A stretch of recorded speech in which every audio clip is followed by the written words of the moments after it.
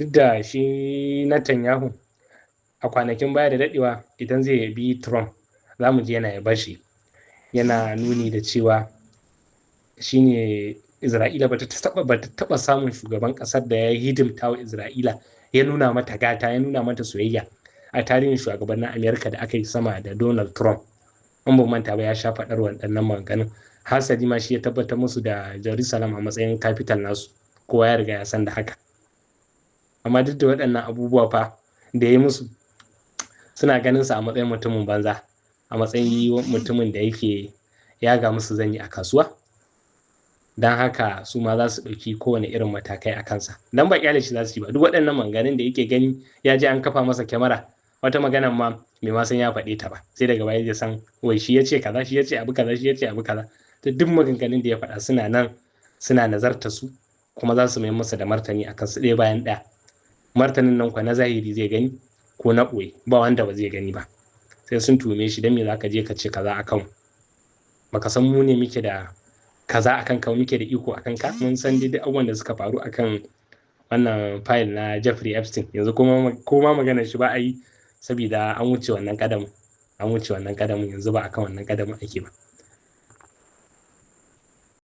Shugaban alƙalai ne na ƙasar Iran yana batu akan su fa a shirye suke, ma'ana ba su koma gefe sun yi bacci ba, ma'ana suna kan shiri tsaf akan duk wani nau'i ko wani tasgaro da za a samu akan wannan yarjejeniya wadda take gudana haliyan yanzu kenan tsakaninsu da Amerika da Iran.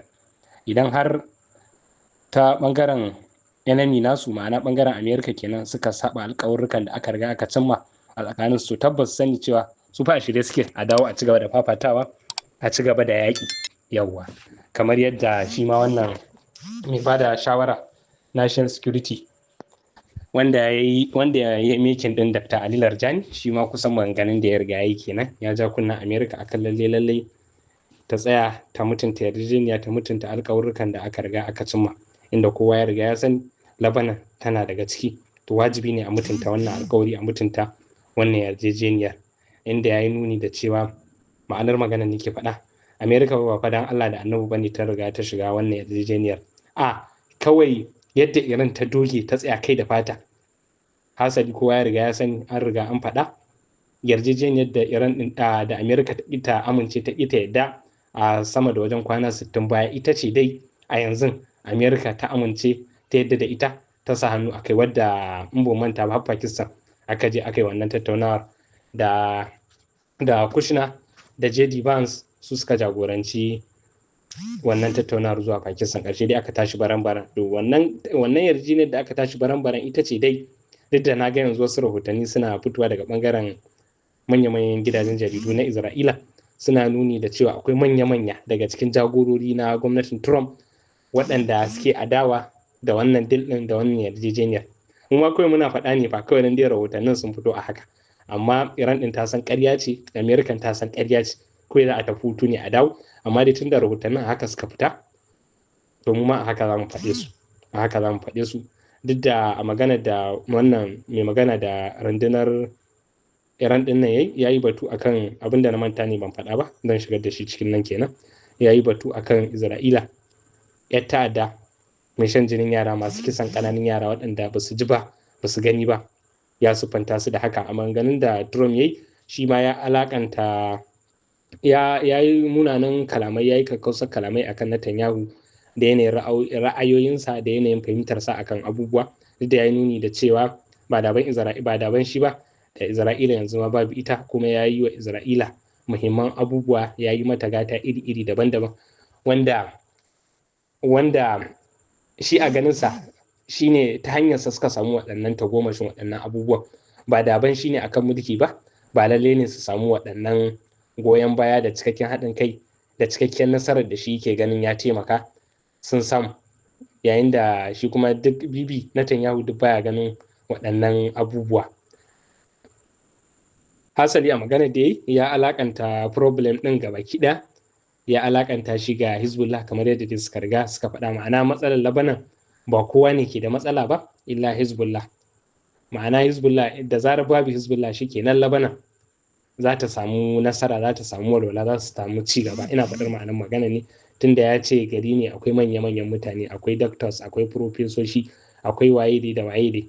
To shi ma Benjamin Netanyahu ai abin da yake faɗa kenan, Hezbollah ita ce matsalar, da zarar sun gama da Hezbollah shi kenan komai zai daidaita. Shi ma Trump a nan sun haɗu akan manufa ɗaya.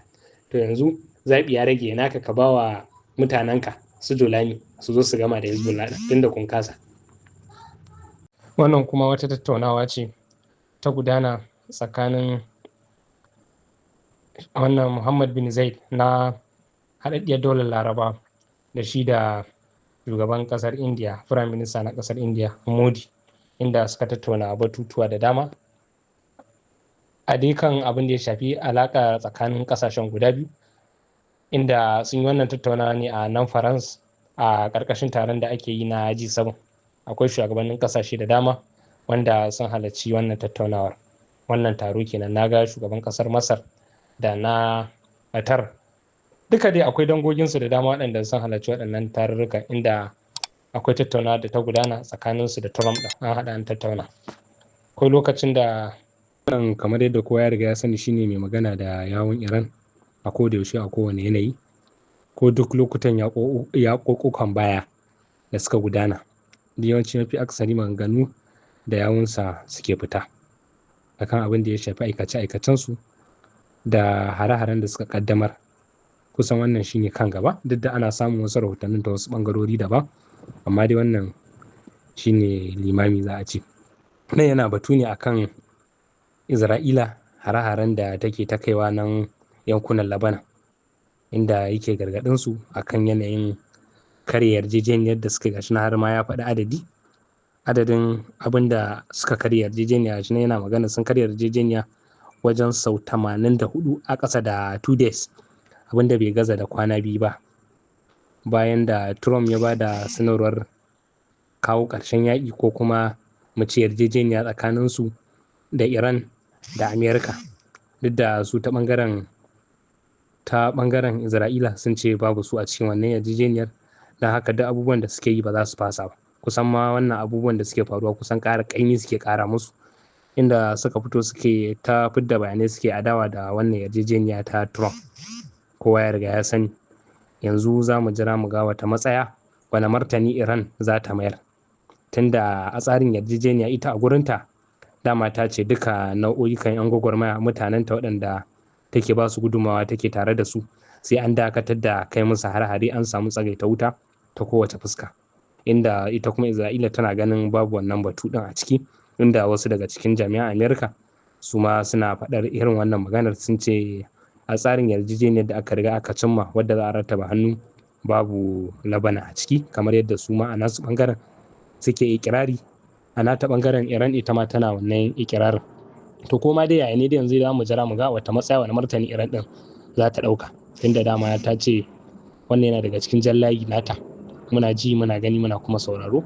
Waɗannan su ne Yahudawa, su ne Isra'ila, duk alkawarin da za a yi da su dama mun sani, mun sha faɗa, mun sha nanata, ba za su taɓa cikawa ba, ba za su taɓa kiyaye alkawarin ba. Shi kanshi Trump da yake ganin shi wani gwarzo ne, shi wani jarumi ne, shi ma ya san dukkan alkawarrukan da aka yi, kawai a fatar baki ne ko a takarda za su ce za su kiyaye, amma a zahiri kam ba za su kiyaye ba. Mun ga ire-iren bayanan da ya tafi da ɗazun, ya ta soki burutsu iri-iri, inda a cikin bayanan har sukar Isra'ila ya ma, duk da dai mun san wannan abubuwan da ya faɗa ya ci bashi za su da na kansa nan zuwa wani ɗan lokaci, inda har yana batu akan ba za su iya dilin da Hezbollah ba. Ma'ana me yake so ya ce, Hezbollah dai ta fi karfinsu, tunda dai gashi nan har yanzu ta gagare su, kullum cewa suke suna ta samun nasara a kansu, amma har yanzu sun kasa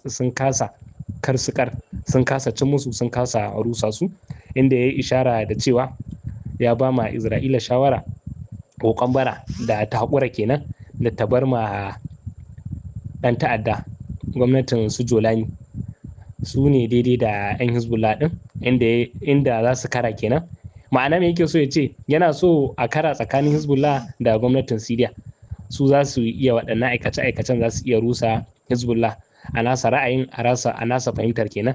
Duk da dai a maganar da yi akwai wasu haƙiƙoƙi da kowa zai ƙara fahimtar wane ne Jolani, amma duk wanda yake wannan gida baka da bukata, baka da ra'ayin a ce sai an tama bayani wane ne Jolani. Kowa ya riga ya san dama Jolani yaran su ne, aikin su ke yi, haka yanzu ma aikin su zai zo yi. Yawwa faɗa da Hezbollah ga fili ga mai doki. Ai a kwanakin baya da daɗewa duk sun yunkura ai, sun yi waɗannan yunkure-yunkuren, amma sun ga abun ya fi ƙarfinsu. To ya abin da Isra'ila ta gagara yi, sai ku kawai idan ku an wanke ƙwaƙwalwarku an wanke tunaninku, sai kawai a zo a ce ku zo ku je bodar Labanan ku yaƙi Hezbollah. Lokaci alƙali ne, alƙali ne. Allah ya nuna mana wannan lokaci, Allah ya ba ma waɗannan bayan Allah nasara, su kuma waɗannan taron tsinanu tambaɗaɗɗu Allah ya mana maganin su. Mun ga dai ire-iren maganganun da ya yi ta fitarwa a taron su na G7 wanda yake gudana yanzu haka, inda har yana batu akan da ba dan Amerika ba ma da Isra'ila, ma'ana me da Isra'ila yanzu babu ita. Me yake so ya ce Amerika ita ce gatan Isra'ila, duk da ita Isra'ila ita ma tana ganin waɗannan maganganun ba haka bane ba, ko kuma suna ɗaukar waɗannan maganganun da Trump ya yi a matsayin cin fuska. Ya za a iya ce haka? Wannan kuma shugaban hukumar banki na ƙasar Iran, gwamnan babban bankin ƙasar, ya kai ziyara ta musamman zuwa a Rasha, inda za a haɗu, za a tattauna akan dangantaka da take gudana tsakanin Rasha da Iran ɗin, inda dama dai kowa ya riga ya sani akwai alaƙoƙi daban-daban a tsakaninsu. Yanzu zai je za a tattauna akan abin da ya shafi ɓangaren kuɗaɗe, tunda gwamnan babban banki ne, an je to tattauna za a yi abin da ya shafi banki kenan. Wannan kuma mataimakin shugaban ƙasar Iran ne, yana batu akan Hormuz ya yi nuni da cewa ta kowace fuska, ta kowane yanayi, ko ana ha maza ko ana ha mata, in ji Bahaushe, Hormuz ta zama na control nata gabaki ɗaya a hannunsu yake, sai abin da ta tsara, sai yadda take so za ta yi a nan Hormuz. Duk da ita Iran ɗin tana nuni da cewa mallakin Hormuz mallakin ƙasashe guda biyu ne, da Oman da ita kanta Iran ɗin, ma'ana haɗaka ce tsakanin su biyu. Duk da dama kowa ya riga ya sani Hormuz ɗin Iran ita ce take da kaso mafi ƙarfi a Hormuz ɗin. Muna ji dai, muna gani, muna kuma sauraro. Dama sun faɗa, sun nanata, ba za su taɓa bari ko su yadda ko su amince yau Hormuz ta zame musu wani guri wanda zai zame wa ƙasar su barazana, ko a zo a ringa yin wasu abubuwa na daban wanda duk waɗannan abubuwan da za a yi ba za su lamunta ba. Duk da akwai rahoton da na gani, wannan blockade ɗin da Amerika ta yi, ta janye shi, duk da dama wannan abun yana daga cikin tsarin yarjejeniyar da aka riga aka cima, wadda za a rattaba hannu. Wannan kuma Trump ne ya ce abin da yake fata, yake da ra'ayi a samu kyakkyawar fahimta, a samu kyakkyawar alaƙa ta kowace fuska, ta kowane yanayi tsakaninsu da jagorori na ƙasar Iran. Kai wannan mutum yi ƙwaƙwalwar shi tana yana ba ƙwaƙwalwarsa aiki. In yayi magana a lokacin, duk maganar da zai yi baya lissafa ta, baya auna ta da wata kalar magana yayi a baya. Ku da kuka ce kun riga kun rusa gwamnati, kun gama da shugabancin ƙasar, kun yi waye, to yanzu kuma da waɗannan shugabannin za ku yi alaƙa, gwamnati dai babu ita a wajen ku. Gwamnati ko kowa ya riga ya sani tana nan daram. Hasali ma duk tattauna da kake yanzu, ai da gwamnatin ta ji, ta amince, ta yarda, sannan haka ke fitowa kana kafafa da an cimma yarjejeniya. Har ma yana batu akan, yana kurin da ya riga ya saba akan ya dakatar da yaƙoƙuna wajen guda 8 ko a taron da suka yi na G7 ɗin nan, ya riga ya faɗa haka. Duk da ya yi nuni da cewa wannan yaƙin faɗan Rasha da Ukraine bai taɓa tunani ba yaƙin zai kawo yanzu, bai dakatar da shi ba. Inda kowa ya riga ya sani dama, mu dai a nan kowa ya riga ya sani dama, wannan dakta ya mana karatu na musamman akan ko Trump ɗin ya zo tun kafin ma ya zo. Mutane da dama masu hasashe daban-daban suna ganin ai da Trump ya zo kawai yaƙi ya tsaya, musamman yaƙin da ya shafi Ukraine da Rasha. Ko da dama akwai al'ummatai da dama da suka faɗa haka, amma ga shi ne yanzu da zuwansa har yanzu dai yaƙin bai tsaya ba, kuma bai dakata ba. Hasali ma kullum yaƙin ƙaruwa yake. Da manazarta da dama sun yi hasashen wannan faɗan na Ukraine da Rasha shi ma ba zai tsaya ba, zai ci gaba da gudana. Inda ko a jiya da daddare ƙasar Rasha ta ƙaddamar da munanan hare-hare a yankuna daban-daban na ƙasar Ukraine ɗin, inda akwai gurare ma wanda mallaki ne na ƙasar NATO, wannan kasashen NATO, haɗakar NATO ga baki ɗaya, ko mu ce tarayyar Turai, inda aka hari guraren, inda na ga sun fito sun koka ga haka. Wannan shugaban FIFA ne, Gianni Infantino. Gaba ɗaya kan katakaf shugaban FIFA ɗin ya ziyarci dressing room inda 'yan tim ɗin ƙasar Iran suke shirye-shirye su sa kaya su wasu abubuwan. Ya shiga ya je yi jinjina musu akan salon wasan da suka gudanar. Wurin salon wasan ne ya burge shi, da shi ne ya faɗi a ƙasa. Salon wasan ne ya burge shi, ya matuƙar burge shi, ya je yi jinjina musu. Saboda sun buga da ƙasar New Zealand ne. Da suka buga to sun yi performance good, abubuwa da dama, shine ya je ya jinjina musu sosai da sosai. Jama'a ina faɗa, wannan karnin sai da Fadima ne, wannan karnin Sahil Alamina ne, wannan karnin gidan Alan Nabuwa ne, wannan karnin Ali Isa'i ne. Maki sai ka rasa inda zaka sa kanka a duniya. Mutane kuna ɗaukar wannan abun kamar abun wasa. Karnin sai da Fadima ne. Makiya ku fara shirin inda za ku boye kanku. Karatuka zai nemi za ku nemi hawa mabari nan gaba ku rasa.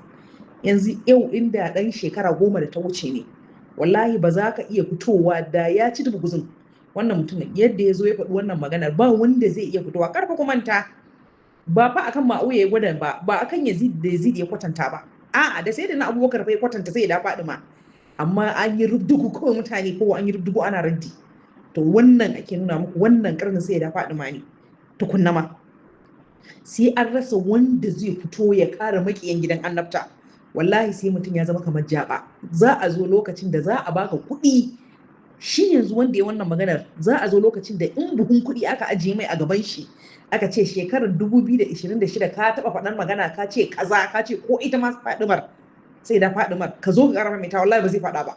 Kuɗi ka bashi yana kallon kuɗin, ya haɗe yau, wallahi sai dai ya haɗe yau kama ma ya ga kaza, amma bai sai ya fito ya kafa kyamara ya faɗa ba. Wani mutum daman an shi'antar da al'amarin, an ce ba wanda na ɗaya, an zo an ɓata shi'ar, kai da an ce maka shi'a ɗauka kake wani irin mugun abu ne, kamar wata halitta da ba haka mutane suke gani.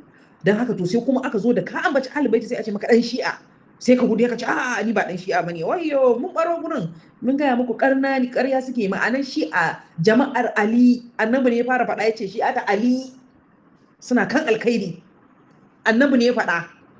Da haka ba ma wata firka da annabi ya faɗe ta ya ambace ta. Annabi bai taɓa cewa ahlus sunna ba, bai san wani ahlus sunna ba, bai san wani sunni ba, amma ya ambata ya ce shi'atu Ali, ya ce shi'atu Ali. To ana ba mu tsoro rai su ne, mun gane kuma ba wanda ya sai hana mu ambata ahlul baiti a ko ina. Matasa ku fito ku ta ba annabi kariya da ahalin gidan shi. Ku fito ya ku matasa, duk inda aka kawo hadisi na banza akan annabi ku taho ku ba shi kariya. Duk inda kuka ji an taɓa ahlul baitin annabi ku fito ku ba su kariya. Kar ku ji nuna soyayya ku ga ahlul baiti, ba abin da za a yi muku, ba wani abu. In an ce maka dan shi'a ka ce sai me, ka shi an kai dan shi'an ne. Ma'anar shi'a jama'a, ita ce ma'anar kalmar shi'a, ba ta da wata ma'ana sai shi'a jama'a, shi'a ta Ali. Da haka kar a yaudare ka, kar a mamaye ka, kar a baka tsoro, kar a hana ka fito kai wa kajari walli, kar a hana ka so gidan annabinka, ka so gidan annabi, ka so gidan annabi, ka so ahlul baitinsa, kai rawar gani babu kamar su. Ku tuna back to 1980s, back to 80s, kullum ina faɗa haka muka tashi, mun san da sayyidina Ali da sayyida Fatima da Hassan da Usaini sun fi kowa, ba a kwatanta su da sahabbai. Haka muka tashi. In aka zo gurin sahaba za a baka tarihi an kaza iyakar shi kenan, amma aka zo girmamawa na gwalagwalai kaga kamar ana ganin su ba mutane ba, sai ahlul baitin annabi. Haka muka tashi, kafin a hankali a zuwa ta musu bayan kamar da mu wahabiyawa ba mu sani ba. Su kuna man abin da aka koya musu kenan a jami'o'in su, gaba da gidan annabi. Su ba a boye suke yi ba, sai ka shiga kasashen kaliji zaka gani su a fili suke kiyaye su ga gidan annabi. Dan haka ba wani abu bane. Amma mu Afirka da musu fayi ne suka kama da musulunci, kuma a cikin musulunci mu akwai gidan ahlul baitin annabi. Sun dai babbayo abubuwa saboda walkafu, sun ce walkafu ba su nuna mana an yi masa habbai sun yi kuskure ba, to a je nan yanzu ilimi ya sa kuma matasa suna nemowa da kansu, amma haka suka cika mu da soyayya ahlul baiti, kuma suna nuna mana babu wanda ya kai su daraja. Amma su kuma man nasibawa haka suke nunawa, su ba ma sayyidina Abubakar ba, in ka bi ta su Ma'auya ma za su ce maka ya fi sayyidina Ali, ya fi sayyida Fatima a gurin su. To don haka yanzu matasa sun fara bude ido, sun fara washewa, tsoro ya fita. Ku fito ku ba gidan Allah nabuwa kariya. wallahi da ne ba wanda zai iya tanka mai, sai dai a mara mai baya ma. Domin su ji inda har mace tana fitowa tana mai raddi akan sai da Fadima. To mun gode Allah, alhamdulillah, wannan ma gwaji ne. Shi yasa wani sa'in in ka ji magana ranka ya ɓaci to kai hakuri zaka ga me bayanta. Rubdugun da aka mai kaɗai ya ishe shi, alhamdulillah alhamdulillah. Dan uwa barka da wannan lokaci mai albarka. Ina yi wa kowa da kowa fatan alkhairi tun daga farkon namba har zuwa ƙarshen namba. Wannan rahoton da muke gani, Prime Minister na ƙasar Niger, Muhammad Ali Lamin Zain, ya kai ziyara ta musamman zuwa ƙasar Libya domin tattauna batutuwa da dama akan abin da ya shafi alaƙa tsakanin ƙasashen guda biyu. Yayin da ajiya ma ya kawo ziyara ta musamman, ya kawo ziyara ta musamman zuwa ƙasar Najeriya, inda nan ma aka tattauna batutuwa da dama. Duk da ziyarar da ya kawo ziyara ce ta musamman wadda aka gayyaci shugaban ƙasar kuma ya wakilta shi ya halarci wannan taro ne wanda yana da alaƙa da tsohon shugaban ƙasa General Abdulsalam Abubakar, taron wanda ya yi na cikarsa shekara 84, inda har ya kaddamar da littattafai wajen guda 3.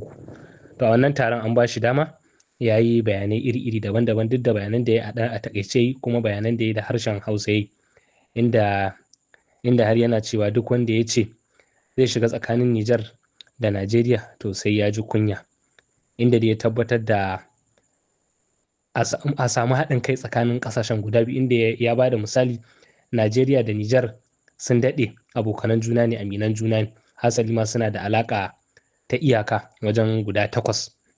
Nijar tana da alaƙa da Najeriya ta iyaka wajen guda 8, wanda kowa ya riga ya san da haka. Kuma inda manazarta da dama suke ganin waɗannan maganganun da yi tabbas yana nuni da cewa haɗin kan shi ake bukata ba da rabuwar kawukan ba. Rabuwar kawunan ba ta da wani amfani.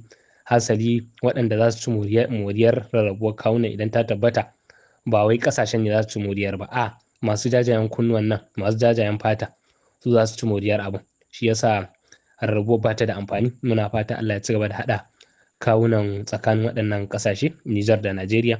Dama kowa ya riga ya sani akwai kyakkyawar alaƙa da kyakkyawar fahimta tsakanin, kawai dai an so a yi amfani ne a zo a haifar da wani saɓani, kuma cikin ikon Allah da taimakon Allah abin bai tabbata ba. Muna fata Allah ya ci gaba da haɗa kawunan mu gabaki ɗaya, tun da dama akwai soyayya da ƙauna tsakanin al'ummar Nijar da Najeriya, kowa ya riga ya san da haka. Wannan kuma kamar yadda muka kawo rahoto a jiya, shugaban ƙasar Somaliland yana ziyara ta musamman zuwa Isra'ila, inda ya gana da manya-manyan jami'an na gwamnatin Isra'ila, ya gana da shugaban ƙasa, ya gana kuma da ministan harkokin kuɗi Smotrich, da wasu manya-manyan jagorori na Isra'ila sun gana. Yayin da a yau aka buɗe ofishin jakadanci na ƙasar Somaliland ɗin a nan babban birnin Isra'ila. An buɗe ofishin jakadanci a nan, yayin da yanzu kuma gashi nan sun shiga gana ta musamman da shi da wannan tsinannen tambaɗaɗɗe la'ananne, Allah ya ƙara tsine masa albarka, Bibi. Nan ma za su haɗu, za su tattauna. Mun sani dama dai akwai kyakkyawar alaƙa da kyakkyawar fahimta a tsakanin waɗannan ƙasashen guda biyu, inda akwai musayar abubuwa waɗanda za ta gudana a tsakaninsu. Allah kiyaye, Allah ya tsare mu daga sharrin wannan mutum Benjamin Netanyahu. Duk duniya ni dai kam yana daga cikin mutanen da na tsana na ga hotonsu ma ko bidiyo nasu ko wani abu nasu, sai dai kawai ba yadda za ka yi, kuma komai lokaci ne dama. Duniya ba dawama za a yi akan ta ba. Ko a ɗazun na ga ya yi speech akan yarjejeniyar da Amerika da Iran da yanayin dai abubuwa da manufofinsu, ya yi bayani na wajen. Wannan wani labari ne mara daɗi. Wasu masu auren jinsi ne guda biyu suka yi adopting, ma'ana suka ɗauko ɗa suke riƙewa, tunda su saboda 'yanci suna yin haka. Sukan ma samu mace su sa ta haihu ya zama ɗansu, da kuma suna yin adopting aje gidan marayu a ɗauko, tunda su maza ne an san ba za su haihu, to sukan yi adopting. To shine suka adopting ɗin ɗan wata 13. To shine faɗan suka dinga amfani da shi, suka lalata rayuwar shi sai da ya mutu. Akwai inda na ga rahoto an ce an ga cututtuka a jikin shi kusan 40 sun ɓata duburar yaron gaba ɗaya. Haƙoran shi ne ina, bakin shi ciwo ko ina. Yaro ɗan wata 13, 13 months. To dan Allah dan Annabi ka gaya min ina inci yake anan. ina ɗan adamtaka take a gurin waɗannan mutanen, ina ɗan adamtaka take.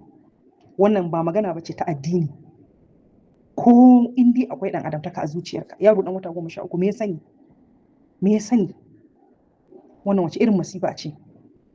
To amma a Afirka, a gurinmu a Afirka, wai waɗannan turawan ne za su neman mana yanci, wai waɗannan turawan ne su suke zuwa su koya mana yadda ɗan adam yake da yanci, wai su za su koya mana zamantakewa, wai su ne idan an zalunci mu za su neman mana haƙƙi, su ne muke zaune akan dokokinsu. Wanda ko baka da addini, wannan ka san rashin imani ne. Ɗan wata 13, shekara 1 da wata 1, wanda ko uwa ce ta haifi ɗanta ta yi irin kwanika ɗin nan, ta ƙara haihuwa a daidai wannan lokacin, wata sai ta yi wannan ɗin kuka saboda zai samu ƙarancin kular da yake samu a wurinta. Ba kuka take da sabon bebin ba, a'a damuwa ta tausayin shi take ji, zai samu ƙarancin kula daga gare ta. Tana baƙin ciki za ta raba shi da nonanta saboda a daidai lokacin shi ma da shi da jaririn duk abu ɗaya ne buƙatar ta suke. To amma wai shine ake iya aikata wannan aikin. Ƙasar da ake ganin tafi ko ina yanci, tafi ko ina wayewa a duniya, ita ce ta ɗaya wayewa, tafi kowa wayewa. To yanzu ina wayewa? Me wayewar anan? Wannan ce wayewar? Wannan ce wayewar? To gare ku duka irin wannan abin ana ɗaukowa ka dinga ganin suwaye suke tare da shugabannin mu, suwaye iyayen gidansu. Irin gidan Epstein da ya kala-kala yana nan a duniya ana aikata shi. Duka kuma wannan abin da ku gani yana zuwa daga Yahuda wannan ne. Duka su suke koya mutane wannan shedancin, duka wannan shedancin daga gare su yake fitowa. To mun gode wa Allah, addinin mu lafiyayyen addini, annabin mu nagartacciya fi kowa nagarta a duniya. Shi yasa ba abin da suka tsana irin annabin mu da addinin mu, kullun yaƙar shi. Su turo wasu su zo cikin mu su yaƙe mu, su yaƙe mu ta waje, su yaƙe mu ta ciki. Saboda mu addini wanda yake cike da dokoki, cike da doka. Kar kai kaza, kar kai kaza, ka bar kaza, ka bar hanyar da zaka bi ka je kai shedancin ma an hana ka.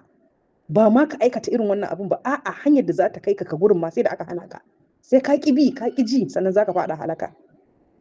To a madadin Nurul Haq muna Allah wade da waɗannan mutane shi umai. Allah ya biyo wannan yaro haƙin shi. Kuma wannan yaro mutuwa hutu ce a gare shi ma. Muna Allah wadai. Wannan kuma Isra'ila ce ta ba da sanarwar cewa ita ba ta ansar oda daga Amerika, ma'ana ita da abin da za ta yi tana abin da take ganin zai fushe ta ne, ba ta ansar umarni ko kuma shawarwari daga bangaren Amerika. Ma'ana dai yana da alaka da wannan yarjejeniyar, shine suke so su nuna duniya cewa Amerika ba ita take control nasu ba, kuma ba za su anshi umarninta ba, za su yi tawaye ga wannan tsari na yarjejeniya da fahimtar juna da aka samu tsakanin kasashen. Kan kudi ake ji. Nan kuma shugaban kasar Iran ne ya faɗa cewa a yakin da ya gudana na kwana 12, wanda yaƙi ne wanda Amerika da Isra'ila suka zo suka kakaba musu shi ba yadda za su yi haka suka shige shi, inda ya ce babban dalilan da ya sa suka yi nasara a wannan yaƙi na kwana 12 shine national unity. An samu haɗin kai na 'yan ƙasa wanda kowa ya riga ya sani.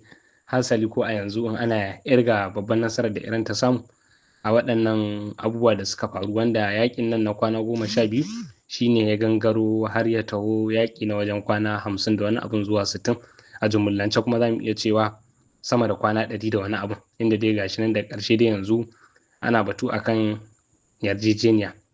To haɗin kai gaskiya ya taka muhimmiyar rawa yayin da 'yan ƙasar suka fahimci manufar da ake so da taƙidi da burace-buracen da ake so a cimma idan har 'yan ƙasar sun ba da haɗin kai, inda ta ɓangaren Trump ɗin sun faɗa sun nanata cewa su sun iya nasu, yanzu ya rage ma 'yan ƙasar su zo su ba da gudunmawa su yi abin da ya rataya a kansu na ganin an hamɓarar da gwamnati ta Iran ta musulunci wadda take gudana, wadda kuma suke adawa da ita, inda shi kanshi Benjamin Netanyahu shi ma ya yi magana makamanciyar haka. Saboda duk abin da za a yi dole sai an samu haɗin kan 'yan cikin gida. Idan ba a samu haɗin kan 'yan cikin gida ba, to su da suke waje suna ganin sun yi iya nasu, to na cikin gida fa in ba su yi ba kun ga an yi abu a banza kenan.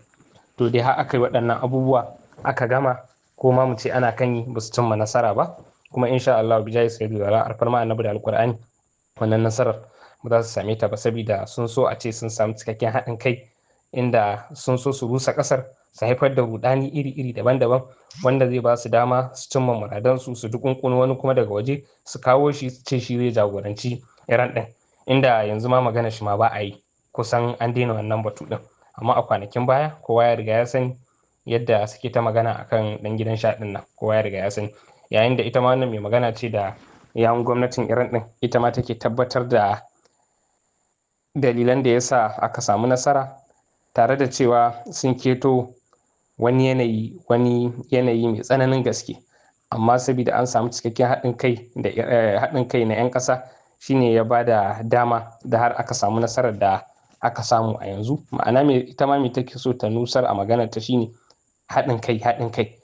Shi yasa a kullum su kuma waɗannan mutane suke adawa, suke da gaba da kada a yi ƙoƙari a fahimci juna a samu haɗin kai. Idan da haɗin kai to wasu abubuwan duk ba za a yi ba.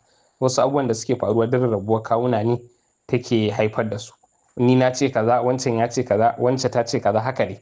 Rabuwar kawunan ba ta da amfani. Allah ya ci gaba da haɗa kawunan su, musamman su 'yan ƙasar. Allah ya ci gaba da haɗa kawunan su akan abin da yake daidai.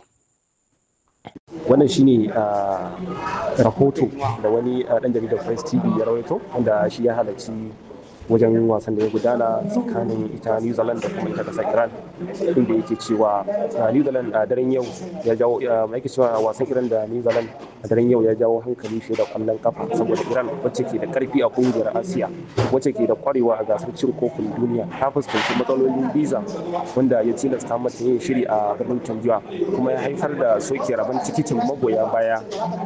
Wannan shine abin da ya faru.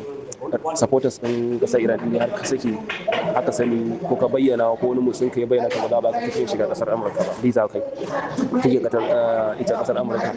To ba ma iyaka kai a matsayin ka na supporters ba, akwai manyan official ma na ƙungiyar ita da ƙwallon kafa ta Iran wanda ba su dama sun shiga ba. Daga ƙarshe dai kuna gani ba sa zama a cikin Amurka, sai dai su buga wasan su koma ƙasar Mexico. Irin kalar tarbar da Mexico ta musu, sai an mutunta su, an daraja su, sun samu magoya baya a ƙasar Mexico. Da yadda al'ummar duniya ke tunani. Haka lokacin da ake wasan a New Zealand din cin farko da Iran ta yi, kai Allah ya gode maka, Allah shine ya godiya.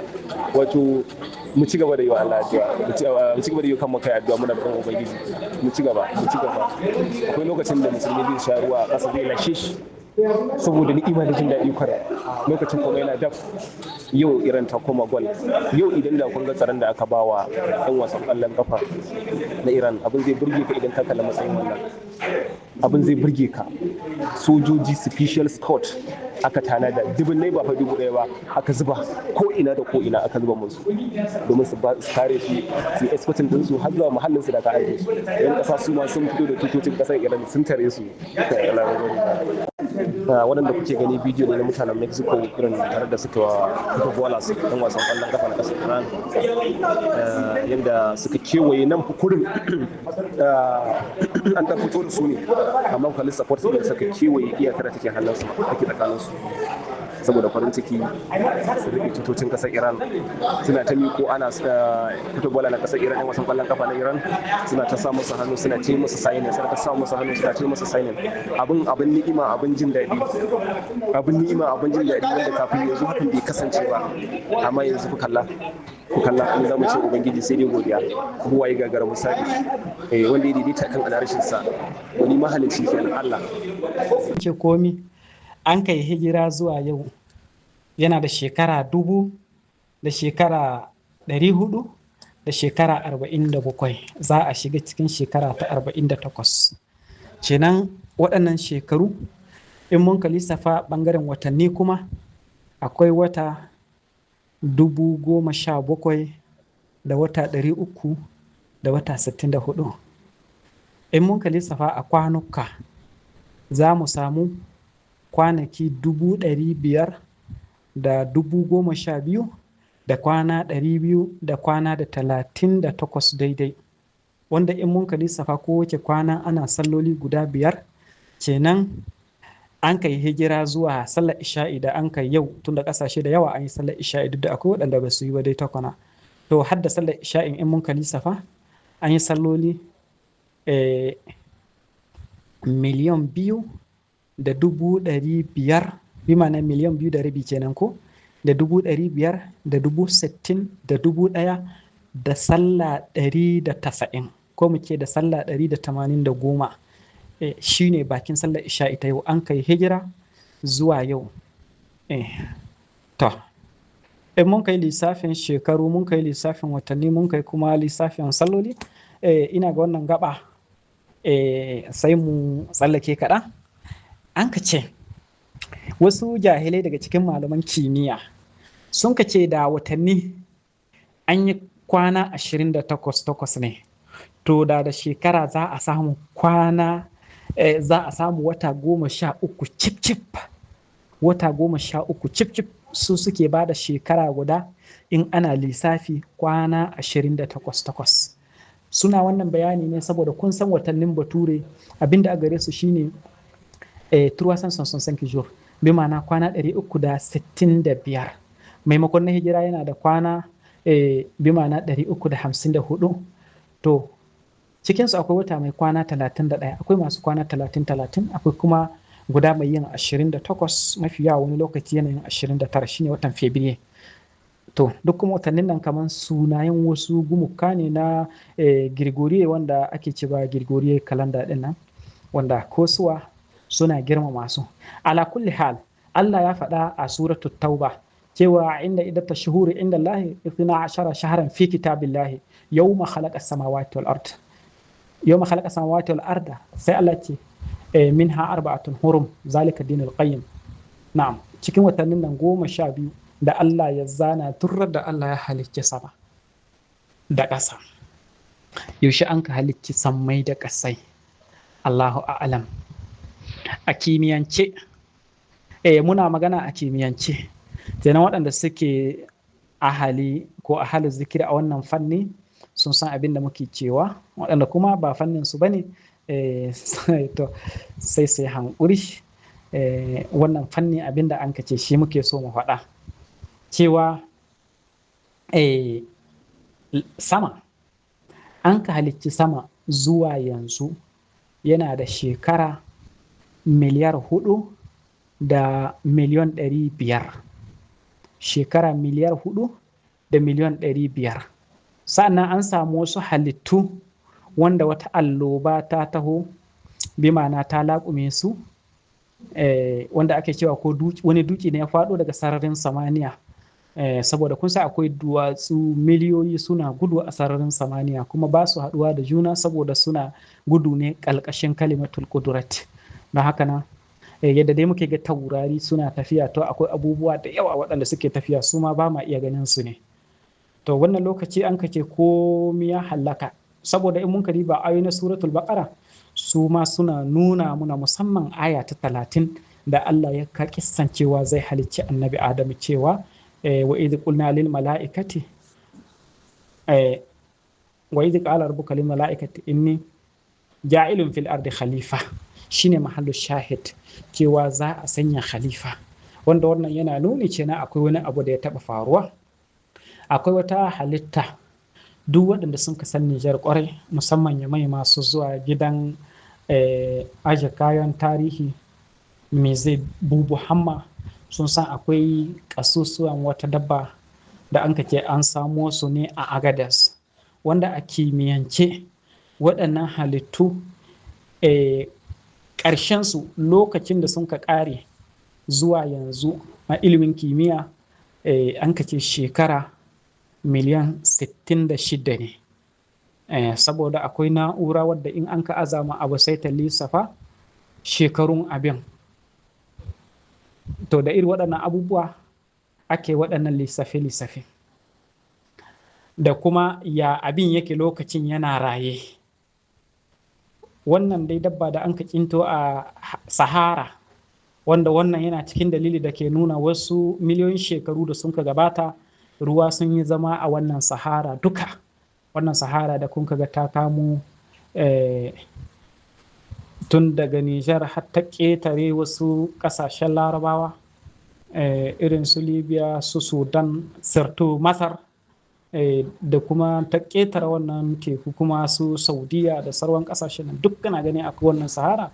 To a kimiyyance duka wasu shekaru da ɗaɗɗu cewa ruwa ne sun ka zamna a wurin saboda ana cinto wasu abubuwa irin halittun ruwa wanda dai Allahu a'lam. Amma wannan sama da ta yi waɗannan shekaru duka sai Allah subhanahu ta'ala ce mu kalli zuwa sama mana. Afala yanzuruna ila al-ibli kayfa khuliqat wa ila samai kayfa rufi'at. Allah ce wa banina fawqakum sab'an shidada.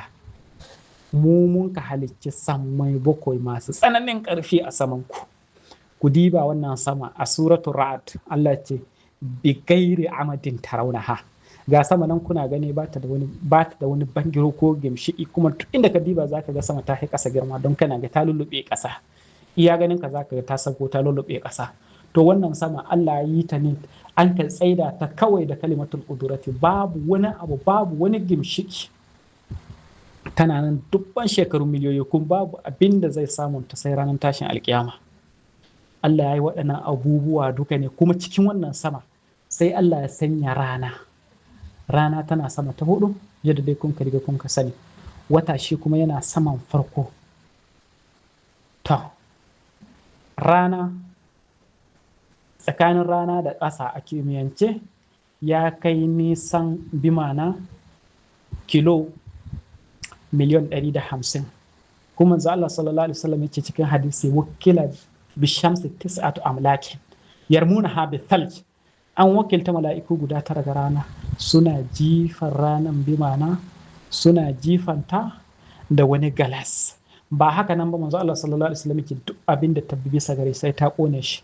Kuma wannan rana da za ta ƙara daidai inda take da kilo guda, to da duniya za ta halaka. Haka nan da za ta yi ƙasa da kilo guda, da duniya ta halaka. Haka nan na wata, saboda wata yana da alaƙa da ainihin ruwa. In nake ruwa ina nufin ruwan teku. Teku shine babban rami da Allah ya tona da ƙarfin mulkinsa ya zuba ruwa, ya zuba halittu mabambanta, wanda har yanzu masana sun ce bi ma'ana bincike sararin samaniya ya yi sauƙi akan bincike cikin ruwa. Wannan teku wanda kusan kashi 71 na duniya duk shi ya mamaye shi. Akwai inda yake da zurfi, musamman tekun Pacific wanda ya kowane teku zurfi. Akwai inda zurfinsa ya kai kilo 1 har kilo 11 a ƙasa. Allah ya cika shi da ruwa. Akwai muhitul atlas, Atlantic Ocean, wanda wannan teku shi kuma inda yake da zurfi ya kai kilo 1 har kilo 9. Har kilo 9 zurfinsa. Allah ya cika shi da ruwa. Kuma ruwan nan an ka cika su da gishiri. Ka jama'a, Allah yana nuna ikonsa. Kuma Allah ya faɗa a cikin Hamim cewa ruwan nan tekun nan akwai iska mai tafiya da ruwan nan. Shi yasa jirgi yake gudu a sama. Allah ya faɗa ko a cikin Zukhruf ne. Allah ya faɗa in ya ga dama zai sa iskan nan ya tsaya, sai ruwan teku su tsaya. To da wata zai ƙara da kilo guda, tekuna za su yi ambaliya su laƙume duniya cikin mintuna kaɗan. Haka nana da wata zai yi kusa, da kuma an samu matsala, saboda wata da teku suna da alaƙa. Masu bincike a wannan fannin su sun san abin da muke cewa. To waɗannan abubuwa duka Allah ya yi su ne. Kuma duk duniyoyin da ake cewa babu wata duniya da ake iya rayuwa in ba wannan duniya tamu. Misali ana cewa ana zuwa kaukabu ɗin Marikh. To Marikh akwai matsaloli guda biyu. Matsala ta farko akwai matsalan iska. Can babu irin wannan iska da muke sheƙa, oxygen wannan da muke sheƙa ban sa sai da kwanan mutum ya ƙare shi tsaya.